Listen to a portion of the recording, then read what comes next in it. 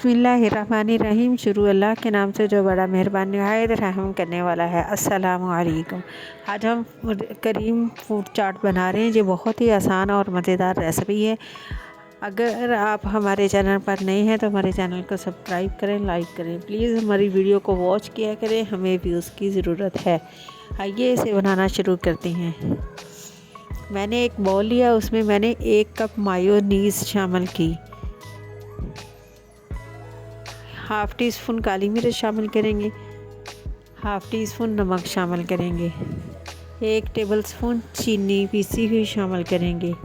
आप दानेदार भी शामिल कर सकते हैं। अब हम इसको अच्छी तरह मिक्स करेंगे। अब ये देखिए, हमने इसको अच्छी तरह मिक्स कर लिया। मैंने 4 केले लिए और हाफ़ कप मैंने मैक्रोनी ली। ये गाजर और शिमला मिर्च मैंने दोनों ही इकट्ठी उबाल ली थी।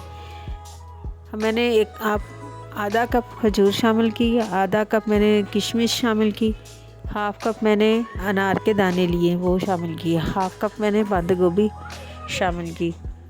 अब मैंने 2 सेब लेके उसको क्यूब में काट के वो शामिल किए। अब हम इसको 2 चम्मच की मदद से इसको मिक्स कर लेंगे। इसको हम अच्छी तरह मिक्स करेंगे। ये देखिए, मैंने इसको अच्छी तरह मिक्स कर लिया है। ये हमारी फूड चाट बनकर तैयार है। अब हम इसको जिस बाउल में सर्व करनी है, अब हम इसको उसमें निकाल रही हैं। ये देखिए, हम इसमें इसको निकाल लिया है। अब हम इसके ऊपर खजूर कटी हुई शामिल करेंगे। फिर हम इसके ऊपर किशमिश शामिल करेंगे। अब हम इसके ऊपर अनारदाना शामिल करेंगे।